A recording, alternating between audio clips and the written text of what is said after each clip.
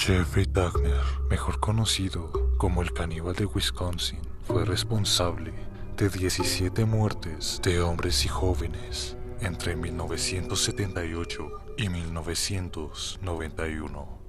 Más que nada, es conocido por practicar la necrofilia y el canibalismo. Casi siempre, todos los asesinos en serie tienen un pasado familiar de miedo. Con Jeffrey fue completamente lo opuesto, y creo que es de los asesinos en serie que más ha causado miedo. Fue un niño bien cuidado, educado y amado por sus progenitores. Este individuo fue creando sus propios gustos y fantasías al experimentar con animales por el simple morbo de ver qué contenían por dentro de sus cuerpos. A partir de ahí, esto se convirtió en una especie de placer y fetichismo, a tal grado de que ya no podía controlar sus impulsos de querer asesinar, así que empezó a experimentar con humanos y su depravación sexual fue aumentando cada vez más, al nivel de que asesinaba a los hombres, tenía relaciones sexuales con sus cadáveres y finalmente terminaba descuartizando y comiéndose estos cadáveres. Las personas que lo conocían afirman que no tenían ni idea de que este hombre fuera capaz de hacer tales atrocidades, ya que era un buen vecino y a la vista de cualquiera una buena persona. A continuación les dejaré una parte de una entrevista para que vean cómo pensaba este asesino en serie. Your dad comes here to visit about once a month, but I get the impression that the two of you don't talk a lot about everything that happened, about the crimes in particular. No, we don't discuss that because it's been gone over so thoroughly in the papers and the media that there's just really no point in going into any in-depth talks about it. We talk about our family, home, how things used to be, what prison life is like here now, and try to keep things as light and upbeat as possible. Is it hard for you to go back and talk about those things? No, not the good things. In fact, it gives me a sense of comfort to talk about the few good times there were in the past. You say the few good times. Do you think of your childhood as having been profoundly unhappy? No, not profoundly. My childhood wasn't filled with any great tragedies or anything. There were good times and there were bad times. I think it was fairly normal. Jeff, do you remember your earliest experience and earliest interest, fascination with the inside of animals? Where that came from? In ninth grade, in biology class, we had the usual dissection of fetal pigs. I took the remains of that home and kept the skeleton of it. And I just started branching out, dogs, cats. I suppose it could have turned into a normal hobby like taxidermy, but it didn't. It veered off into this. Why, I don't know. All I know is that I wanted to see what the insides of these animals looked like. Was there some pleasure in the cutting open of the animal? Yes, there was.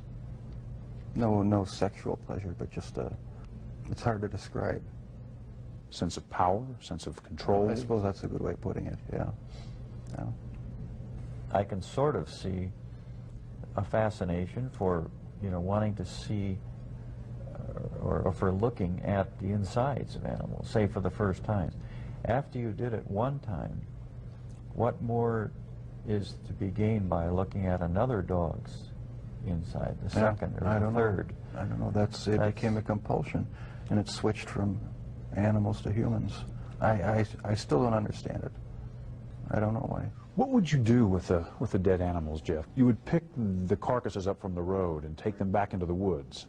Take them back in the woods, skin them sometimes, slit them all the way open, look at the organs, feel them. There was a sort of general excitement for me. I don't know why. It was exciting to see. One of your dad's biggest questions is when you began to slip away, when you crossed over into this world of obsession or dark fantasy from which you just couldn't return. Can you pinpoint that? Is there a sense for when that really began to happen with you, Jeff? I think it was around age 14 or 15. Started having obsessive thoughts of violence intermingled with sex. And it just got worse and worse. I didn't know how to tell anyone about it, so I didn't. I just kept it all inside. Do you have any sense for where that was coming from? No. No, I've talked with a few psychologists about it. They have their theories, but they don't have any concrete answers either. Do you have a theory? No, not really. I don't know where it came from. I probably will never know.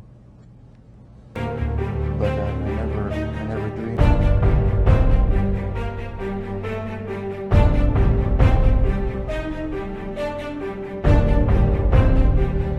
Dahmer tenía 18 años y, como la mayoría de los adolescentes, tenía fantasías sexuales. El problema era que en sus fantasías Jeffrey mataba a su amante. Estaba solo en una casa aislada, así que ahora tenía la oportunidad de llevar a cabo esas fantasías.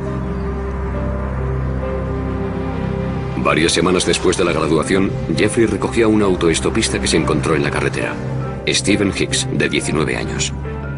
Ojalá hubiera seguido mi camino, pero no lo hice. Me di la vuelta y lo recogí. Y entonces, la pesadilla se convirtió en realidad.